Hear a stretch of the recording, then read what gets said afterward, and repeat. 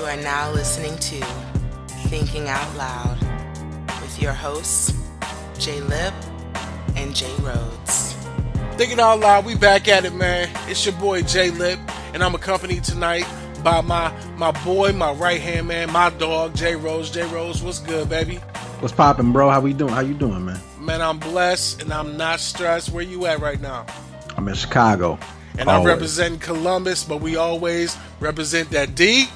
D. That's where we from. So, with that being said, we ain't gonna hold nothing back right now. We going in on this Independence Day topic. Happy 4th of July to everybody listening. I hope y'all enjoyed the time with your family and friends with the barbecues and the fireworks and whatnot. But with this discussion, we just thinking out loud. And I gotta ask my man J.Rhodes. J.Rhodes, what does the 4th of July mean to you?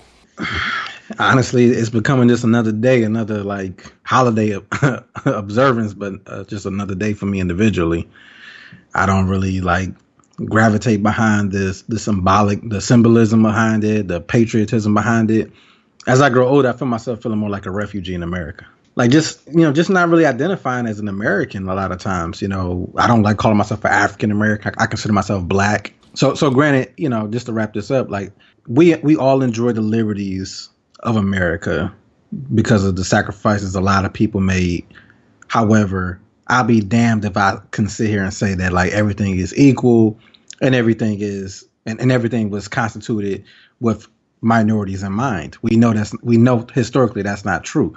So until I feel that there has been significant steps to repair the inequalities and the segregation of not only blacks but just minorities in America, a lot of these holidays just are like empty calendar dates in a way. Absolutely, and I agree with you 100%. I guess my main thing is, if we say that they're empty days to us, do we not take the same days off? Do we not enjoy the time off work or the time to fellowship with our family and friends? Is it really something that we could say we're not really thankful for the day off or the day to really commemorate having some time to really reconnect and have fellowship with our peers, our brethren, and our family? I mean, yeah, because one thing is, this is a holiday that most people get off unless you're working like in retail or some other high level sector. So like most people get this day off. It's a great day to celebrate with family. But at the same time, let's not forget that most people are actually working on MLK Day. So y'all take away one of our holidays. So I guess we got to enjoy your holiday, So. You said your holiday, so America's holiday, right? America's holiday. So, as a black man in America, do you consider yourself to be celebratory for the independence of this nation? No, I don't. Like I said, America is the land of the free. You can do a lot of great things in America. America has definitely provided a lot of opportunity to a lot of people and ethnicities.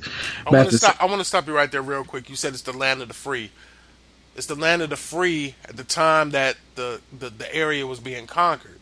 So to me, if you look at it from a perspective of literally taking the phrase land of the free, home of the brave, the land of the free were the free white property owners who also were slave owners in that time, who owned labor forces of other humans. To say the land of the free is almost a detriment to black people at that time who were slaves, to say this is our land, like this is the land of us, the free. And even preceding black people, I mean, the Native Americans, I mean, they got wiped out. And that I was hoping you would bring that up. So speaking on the Native Americans, if you could take a step back and imagine how should or would a Native American feel when they see all these celebrations going on about the independence of America that came at the detriment, the death, and the loss of the Native American culture? Oh, they should hate it. If I was, although I do consider myself a little bit Native American, but if I was like, it's just because you light skin, but go ahead. But if I was like 100% certified, like in a tribe, I would hate this holiday, and I would feel great resentment towards America. I agree with you 100%. I think that it's a fallacy to think that because we live in America now and we enjoy a lot of great benefits that we should all just embrace the fact that no matter how we got here, we're here now, and we should just celebrate that fact. So I'm with you on that. Right. My concern is, where do we draw the line between multiculturalism, celebrating the independence of America, when multiculturalism was not only illegal but it was actually penalized in the time of independence for this country in 1776? I mean, I think like for example, like we don't have to do a Colin Kaepernick. Like we don't have to like protest the 4th of July. We don't have to like barbecue our flags. You know what I'm saying? We don't have to like revolt and stuff like that. But at the same time, I think for a lot of minorities and in particular Black people, I think we just recognize it for what it is. It's a day off. It's a day to enjoy some time with your family. You know what I'm saying? But as far as We gonna segue for a second, and I appreciate what you're saying, but you mentioned Colin Kaepernick. Colin Kaepernick. Why do you mention that we don't need to do what he did?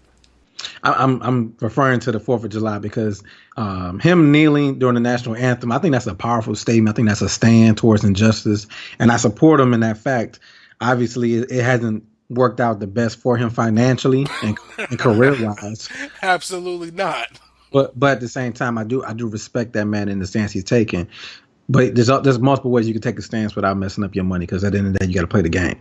So my thing is, we don't have to like boycott the 4th of July and not buy hot dogs from Walmart and not buy, the Kool-Aid and the buns and everything like that. But at the same time, as long as we recognize it for what it is, a chance to celebrate life, a chance to celebrate family, and I think that's what every holiday should be at its root. But when you talk about Colin, and I hate to double back on this, but do you remember a song called Black Republican? Yeah, Jay-Z and that was Jay-Z and Nas.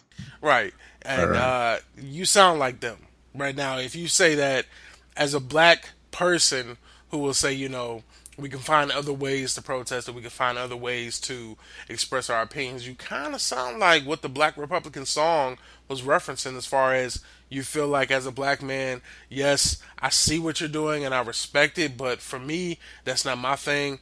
I want to kind of dive a little bit deeper into that and say, why weren't more black people aligned with Colin Kaepernick when he kneeled for the flag, or really for the national anthem, and him saying that the flag does not represent him or the people who have suffered injustice by the people who represent what the flag represents in this country? That's a good question, Liv. I think it's a two-part problem. I think one, he didn't have a lot of good PR. Like he didn't have like somebody like really controlling his Twitter and That's true. It's like to really like clarify a lot of his statements and his stances. Because one thing that, like I said, I think most or a lot of black people could definitely relate to what he's saying because it's true from what he's saying. Right. But one thing the country does very well is there's a middle ground with the veterans. So when the veterans start getting offended and upset that he was kneeling, because it's one thing to say that like, damn, America's a dirty country. They pretty much like committed genocide on the Native Americans. They enslaved black people. They've discriminated and put Asians in concentration camp, in refugee camps in China, California, and everything like that. Yep.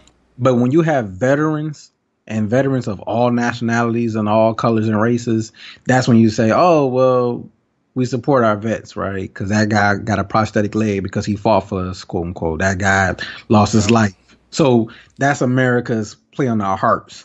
You know what I'm saying? Oh, we got the vets. I'm with you on that, and I feel like when you say that we have to respect the vets, we have to say that the veterans that fought for this country were black, white, Asian, Native American, even.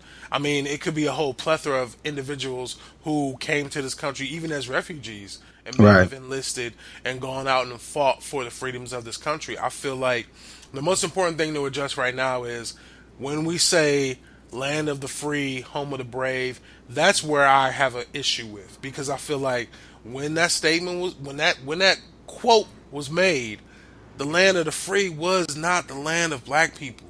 Right. So with that being said, how can we take part into a historical celebration of conquer and victory over a land of which we were still not even a full-born American male, but we were still 3/5 a person at best. Right. At best, yeah. I mean, I agree with you 100%, but then I'm playing devil's advocate. Someone who is a nationalist would say, well, yes, that's true back in 1776, but look how far we've come, quote unquote. You're now you're a person. Oh, now you can go to what school. You mean? Look how far we come. What do you mean by that? I'm just being devil's advocate right here, because now, granted, I definitely have a lot of qualms. It's funny when black people have to argue a perspective that's not typical to black people. They call it devil's advocate. like I've noticed that recently. Like we always say, it's devil's advocate when we argue against our own self-interest. Right, right. Okay, well, contrary to your point, I'll be the contrary. How about that? But I'm saying, Right. but I mean, and that's true to what they're saying too. I mean, there has been a lot of progression and advances in the way of thinking and legislators for all minorities. So yes, that's true. Like, I mean, at this point in time, I can walk on the same side of the street as a Caucasian person, and not get shot. I can wink at a white woman and not get shot. So yes, I don't believe that that's 100% true. you're right about that. But in a lot of cases, that is true. I can do that. So I'm going to acknowledge that, yes, there's been those advances. But at the same time, to your point, we cannot ignore that it's still a long way to go, more things to rectify and justify. Well, with that being said, if there's a long way to go, how long do we need to go? Because right now, if you look at 1776 is when the Declaration of Independence was signed. So now we're in 2017.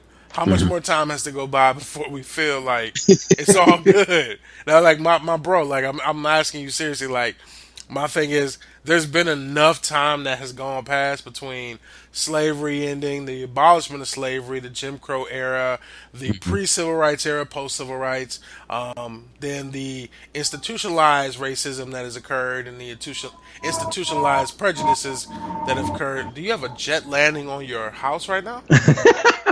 I'm in the hood, baby. That's a little. All right, I appreciate. Hey, and that's what keep that shit real. So, in my opinion, it's like how much more time do we have to go by before people like us, people of color, can feel we celebrate in that without it being something where it has to be a debate like, oh, y'all celebrating it, but we, quote unquote, didn't have the same freedoms. Because every time I look at my timeline, as far as the 4th of July comes, I'm always seeing the pictures of the slaves at 1776. I'm seeing the pictures of the slaves that are hung because they tried to escape, and I'm seeing the pictures of the slaves who stayed loyal, who are getting beaten with the slashes on their back. Like, This is what you see mentally, you mean, or you seeing this like physically on your timeline? physically on my timeline. There are a lot of I hate to use the term pro black because I don't believe there's a such thing as a pro black. There's you black or you not, and if you believe in the empowerment of the culture, then you would believe in saying that I am for black rights and minority rights within the country. And with that being said, whenever we see a 4th of July or an Independence Day post that says this country is so great, there's another post that contradicts that and says, well, here were my ancestors. And they show the slash marks on their back, the whips, they show the hangings, they show the lynchings, they show the abuse and the rape. So, with all that being said, how can we so easily just say, you know what, let's go have some hot dogs and hamburgers, forget about that shit, and be like, let's watch some fireworks because we're free? Like, where do we draw the line, or do we even draw a line and say that we want to say we'll no longer celebrate this this this ancestral abuse of our culture that has yielded a celebration of the nation? I got two trains of thoughts for you. Okay, go ahead. Yeah. So one, to answer your question, I think, like you said, how do we get to that point, or how long do we wait? I think, for one, everyone, and I mean everyone, Caucasians, blacks, whites, whoever, we have to, the country has to acknowledge that there has been a lot of injustice, and despite all the strides of today, there are still injustices that need to be rectified, and let's have a dialogue and a discussion and try to create programs, legislation, and etc. to try to nullify that. You can't stop racism. Racism is an innate trait that, unfortunately, maybe I don't want to say it's genetic, but I think it's inherent to when you're born. I think the word you're looking for is generational. It's generational. No, but not even generational though, because if you really go back, even before African slaves were brought to this country, there was racism amongst the Europeans. Explain. Like if you go back to the old literature, the 1600s, Irishmen, Frenchmen, they all discriminated against each other. Like, I don't want to be a Frenchman. I don't want to be a British. They were discriminated against each other back then. Now, that's actually interesting and new information for me. So you're saying right now that white people, well, European people, right? But white people, you say, have had like interracial issues with themselves because of their heritage. Absolutely. I mean, we can even go back to like even in American history. If you look at the, like movies like The Godfather or even those old movies, they call people like, you're if you're Jewish, you're a kike. Your sweet olive oil hair, your guinea pig. So there's racism has always existed amongst all nationalities or races. I think going back, maybe some of them are tribal, cultural, maybe in origin, but there's always been some kind of discrimination between ethnic parties. The difference was when the Europeans came over here, they realized in order to maintain control, they had to kind of assimilate and say, you know what? Yes, you might be Jewish. Yes, you might be Irish. Yes, you might be Italian, but we're the white ruling class. You know what I'm saying? So they became one as a majority in order to exert their power over minorities. Right, so power in numbers. So they basically said, you know what, no matter where you're from, Ireland, Europe, UK, Australia, whatever. I'm just throwing out countries that I know that are predominantly European or predominantly white. You're Right. saying that those people came together when they colonized America and said, you know what, there's power in numbers. We see that there's this group of people who own this land. We're going to Hmm. come together. We're going to take it over. And once we take it over, we'll share the wealth. Exactly. So, Okay. so like I said, I don't think you could ever totally negate racism, so to speak. But at the same time, I do think there are a lot of things that we can do if we just be honest, and transparent with each other, in order to like really try to combat the injustices in this country. But the second thought is though too, Lip. I've heard a lot of Caucasian or white people say this about black people. If you guys would just quote unquote assimilate or let go of all of that ancient history, that terrible history, that trauma, and actually felt like you and wanted to integrate completely in American society, you guys will move farther along. I don't know if you ever heard this expression, I but have, I yeah, have, they and they I've all heard, and say I've heard it by the honorable Dr. Martin Luther King, who before he passed said that I'm afraid I am integrating my people into a burning house. So yes, when he you did. say that about when you said it about the American culture, and you say that we need to align ourselves with America, I feel like America has already been established, which in and of itself has been a place that has not been that becoming of people of color. And you're saying that Martin Luther King, Dr. Martin Luther King Jr., made an attempt to unify his people to basically align themselves with getting the same respect that the European or the Caucasian man would have. However, when he realized that that was never the case, that was never Hmm. going to happen, and when he Hmm. made that statement, it's not a coincidence to me that he passed or he was assassinated shortly after making that statement, or it's not Yeah. a coincidence to me that he was assassinated immediately after aligning himself with Malcolm X, who had the same sentiment from the beginning, but in a more aggressive term.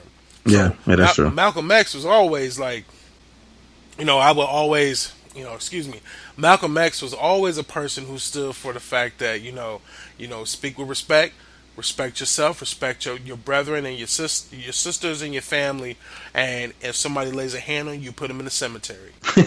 That's the one thing that Malcolm X always stood by. He always stood by self respect and knowing that this is the way that we need to live for people to respect us. And if people don't have fear for themselves when they approach you disrespectfully, then you won't have their respect. So when Martin Luther King and Malcolm X came together, ironically or coincidentally or in my mind, per the destiny of those two groups, they both were assassinated and killed. And then you have what we have now, which is the culmination of you got a few followers of MLK, you got a few followers of Malcolm X, but we are not on one accord at all as a black culture in America right now. We Right. are completely polarized. You have you have people that believe in true anarchy. As soon as there's an opportunity to to loot and riot, And they're on pillage. it. Yeah, and Yeah. pillage, they're on it. And then you have a sense of people who cower in fear and they play that corporate role and they try to make themselves feel like if they can be a part of that quote unquote white man's world and be accepted, that they feel they've justified their life's work. So I feel like right now with Independence Day just having have passed, how do we truly celebrate Independence Day when we weren't independent? We were still slaves. I always get back to that point. And I Hmm. guess in a higher level, Juneteenth. Hmm. Juneteenth is one of the most well, I say this, underrepresented holidays of the black community. It's also Right. known as Juneteenth Independence Day or Freedom Day, an American holiday that commemorates June 19th, 1865, where they announced the abolishment of slavery in the U.S. of Texas, and then more generally the emancipation of black slaves through the former Confederacy of the Southern United States. We celebrate on June 19th, and that is something to us that is really our Independence Day. Why do we celebrate an Independence Day for the country, but we have no support when it comes from the other half, or I guess you would say the majority, celebrating our true independence from the same chains of bondage that we had that built this country? I mean, I think it's no pun intended, black and white. July 4th is America's independence from Great Britain, and Juneteenth is the official quote unquote ending of legalized slavery of blacks in America. So it is literally a black holiday. This, and honestly, I don't recall ever learning this in school. Maybe in high school. I think in high school I did learn about this in high school, but. It's something that I don't see a lot of curriculums dying to teach you. Because No, it's not in any. It's not in any history books. It's nowhere right, to be found.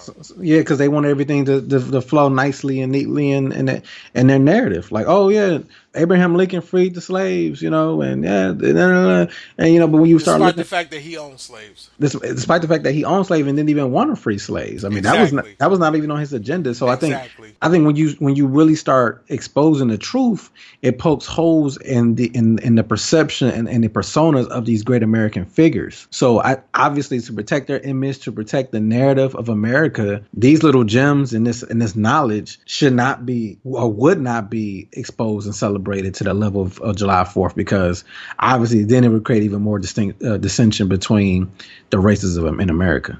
I agree with you, and I guess another good question that I had from having conversation outside of this. Do you feel like America should be a melting pot where we all come together and we're all mixed in? Or should we still have a stronghold on our heritage and just say, you know what, we're a gumbo? We all still represent the flavor of our own heritage, but we can still intermingle and treat each other with respect and love. How do you look at life in America right now as a black man, as a 30-year-old black man? I'm gonna put my age out there, okay? You could be 25, nigga. You 30. So. That's another good question too, because our cultures, our ethnic bringings define a lot of who we are. Correct. And even as African Americans, black people in America, our culture is a mix of American culture with some sprinkles of African, whatever mixed in together. Like we can't necessarily trace our roots back to like Africa or Nigeria. Oh yeah, absolutely. Every time I see the commercial for Ancestry.com, I look at my wife and I'm like, you really want me to go to Ancestry.com and look up my relatives? Like, you see these people who say, oh, I'm a 7th generation Irishman, and I Right. found my original great great great great great grandfather on the shores of Ireland in 1500 BC. Like, these people are finding their relatives as biblical figures. So when it comes to black people, or black people in America, we all come from Africa. Like, there were not black people in America, in my opinion, before we were brought here as slaves. That I mean, is, yeah, granted, I'm pretty sure there were a couple who could do the Pangea and stuff like that. but were they black? From one train of thought, or one scientific point of view, the original man is a black man, so that means that every person, whether they are white, Asian, or other, were originally black people, and due to the geographical climate and nature, they lost was it melanin in their skin, and they transformed to that. So that's one train of thought right there. But to the point though, it's like you look at people like who are Puerto Rican, who can trace their ancestry back, hopefully, people who are Mexican, people who are Asian, whatever. So those cultural differences in history make them who they are. People who are Ukrainian can say like, yeah, my great grandfather came from Ukraine and he did, like, those are wonderful stories and wonderful history to have. We don't have that primarily as African Americans or black people.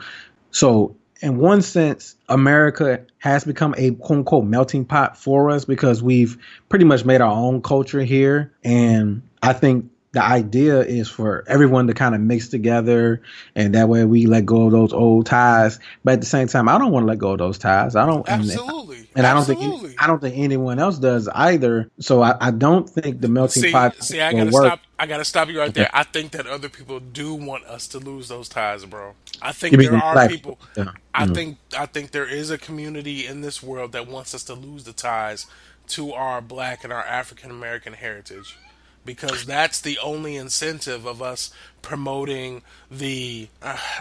I'm not against interracial dating, interracial marriage, or Mm. interracial relationships. I'm not against it at all. But what I am saying is that when you make a melting pot, you do Mm. dilute the authenticity of the source. That's Oh, just absolutely. that's just a fact. So if there was some type of tribal knowledge to be had from being a black person from, let's say, Ghana, you come over Mm. here and you mate with a person who is not of your heritage, and you have a child, and that child grows up and they meet someone else who is not of their heritage, then Hmm. you continue to dilute that bloodline. It seems Right. like black people are the least concerned with the dilution of their bloodline as any other race in America. And you That's hear that. You hear that with their own sentiments.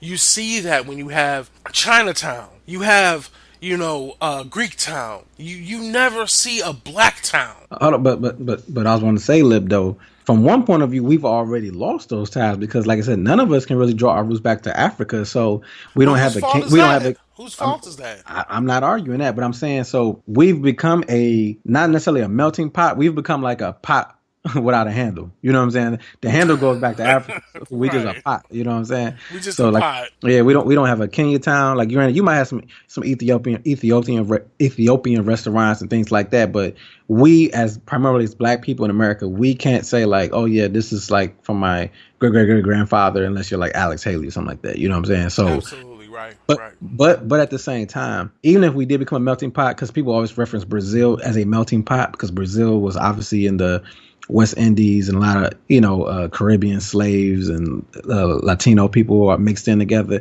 and they say, look, that's a melting pot. But even then, you have racism still exists. Did you know like dark skinned Brazilian people are far more likely to live in poverty than fair Absolutely. skinned Brazilians? So racism Absolutely. racism doesn't get negated due to a mix of culture or And I don't want to give that impression either. I want to make sure people understand who are listening that I am well aware and well learned of the adversities that happen in the communities of African Americans. Well, Africans specifically. mm, I've read a lot of books and I've learned a lot from documentaries on even the one of the biggest apartheid travesties in Africa were the Hutus versus the Tutsis, and they were the same black Africans, but because they came from different bloodlines, they wanted to kill each other. And but so, that was perpetuated by the Belgians though too. That wasn't necessarily like all well, internal feuding. That was explain that real quick because I didn't know that. Explain that.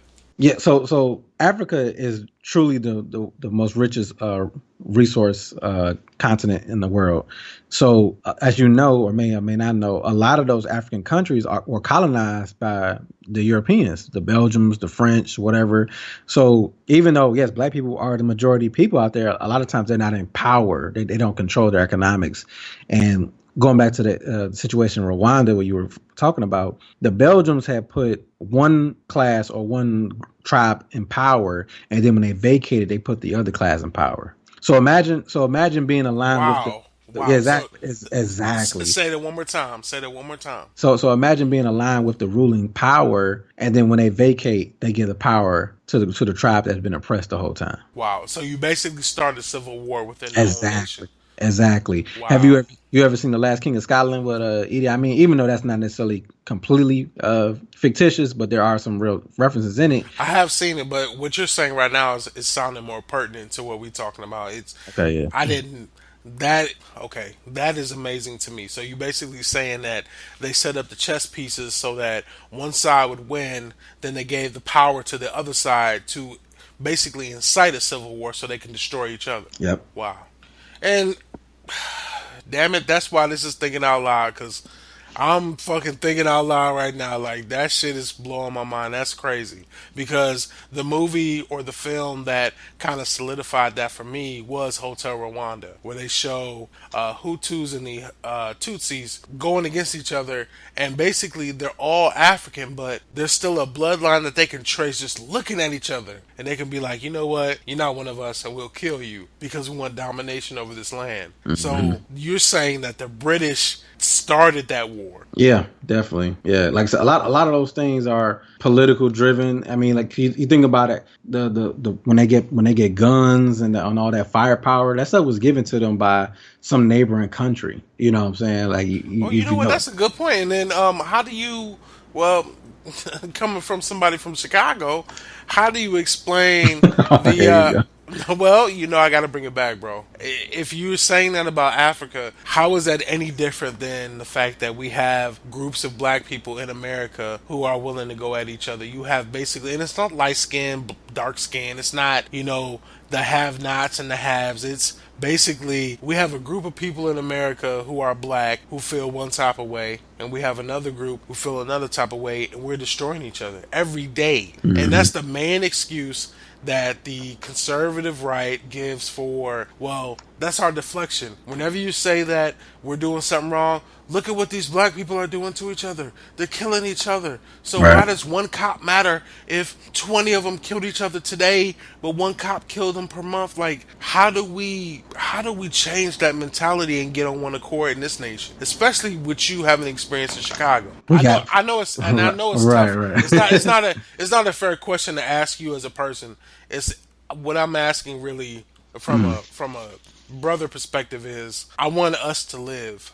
I want to see your kids. I want you to see my kids. We have a lot of friends that have kids.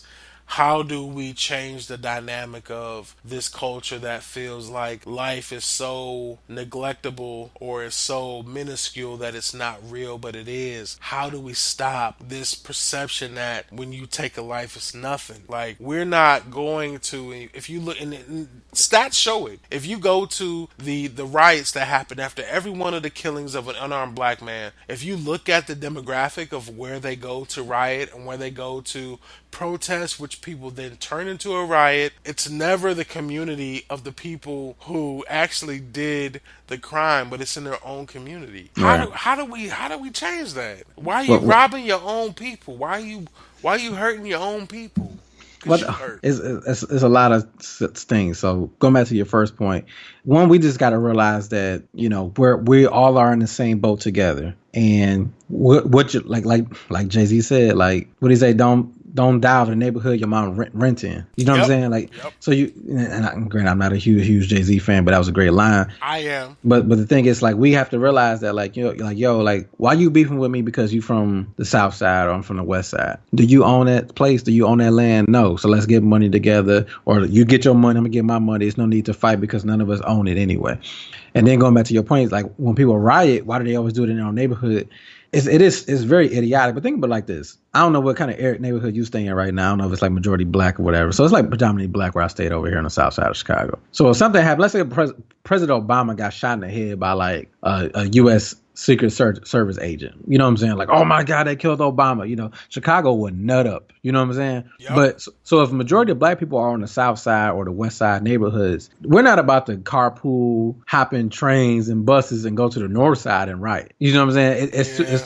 Yeah, It's too you're much right. coordination, You're right. too much like they're gonna be so upset and they're gonna be like, yo, they shot him. Oh my God. And they're gonna march down the street and then Easiest they target. Easiest easiest target. target is in your neighborhood. They're gonna find that one person who gave them shit. You didn't like you charged me $extra for this weed. You charged me $extra for that McDonald's, whatever. And they gonna like I said, they're gonna start a riot in their own neighborhood because their anger is and their frustration is oozing out as opposed to being coordinated. Like, you know what? We're gonna hit them where it hurts. We're gonna attack them in their neighborhood. We're gonna boycott them. That's the thing. We lack that organization and that tactical leadership a lot of times. I'm going to leave you with this, and I want to ask you this as the final question. I have many more, but looking at the fact that we just had this Independence Day, looking at the fact that we talked about the discrepancies or the indifferences of our cultures, even in America, outside of America, America, everything culturally we discussed.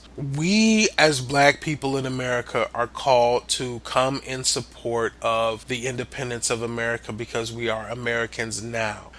Is there an expectation, or should there be an expectation for white America or non people of color to come and celebrate the Juneteenth or the true Independence Day of black slaves? Is there an expectation that we should hold their feet to the fire and say, you know what, we came and we served in your wars, we came and we served in your army, but what we have right now is the abolishment of slavery, which was the freedom of our ancestors. Stand by us as a part of America because we're Americans too, and celebrate this. Should we have that expectation? And if not, what do we do? Because Juneteenth is, in my mind, it's continually, it's like the flower that fades. Every petal falls to the ground, and it's not going to mean nothing in 10 years. Yeah, that's deep, man. But honestly, I don't see that happening because, for one, non-whites or even America in general, they don't like to talk about the dirty history. They don't like to talk about it. You're absolutely right. They don't want to address it. And another thing too is, and then to be fair to Caucasian people, they feel uncomfortable talking about a lot of times. You know, they'll talk. But why say that's to be fair to them? That's wrong though. That's like saying, to be fair to Dylan Roof, we won't bring up the fact that he killed a church full of people. Right, but that's the thing though. So like the people who we interact with, we go to work with, we go to school with, they weren't responsible for those atrocities. You know, their ancestors were. So those are like dirty secrets and dirty shames that they hide. Because a lot of times they do know. They know if their grandfather or great grandfather had slaves. They know. A lot of times they did know that. But so they don't want to talk about it. They may not agree with that way of thinking. So they don't want to get too deep, because obviously what happened is when it comes push down to shove, they're going to defend their family. I'm not going to lie. Like I've seen it happen plenty of times. They'll quickly say, well, you know what, my great grandfather, you know, he came over and he made a living for himself and this. And that's true. You're right. He probably did with 15 cents in his pocket. But at the same time, he also benefited from a lot of the injustices and the advantages of white privilege, too. But those are things that we can't quantify today because we don't know. Or we know, but we can't prove it. You know what I'm saying? So honestly, I don't think we could ever expect them to totally embrace us. If they did, they probably would mess up anyway. I mean, I ain't gonna lie to you. At my last employer, there was somebody had raised an issue saying that they don't celebrate diversity enough in the workplace. So my boss, who was like the senior vice president, she's from Australian descent. So she's not even like an American white person. She's a white Australian. She obviously had very little knowledge of American history, black histories of civil rights. So she literally sent out an email to all the management saying, hey, what do you guys think about doing some of these things to honor Black History Month?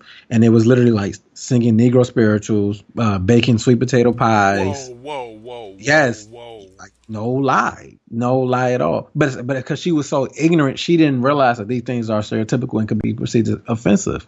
She was like, I don't know. I'm trying to appease people here. You know what I'm saying? So, but she didn't know any better. And a couple real niggas said, no, we're not doing that shit. Right.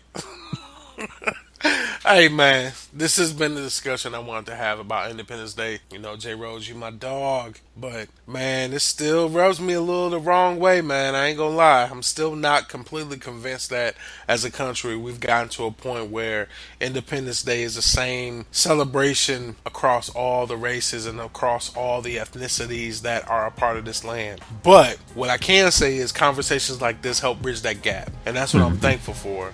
So with that being said, Rhodes, my bro, my right hand man, I appreciate you joining me on this conversation. Man, this is another one of those, just we have to sit here and think about it and kind of proceed to move with caution, with the fact that we want to make things better, but we don't want to thread the line of making things worse. So right. I'm very careful with that. So with that being said, I appreciate you. This is again Thinking Out Loud. This is what we do, what we built, and quite frankly, shit, it's Thinking Out Loud, baby. We out. This episode of Thinking Out Loud was executive produced by J. Lip. Music provided by Daisy Smith. Artwork and logo provided by Rob D. And sponsored by you, the people. We thank you for listening.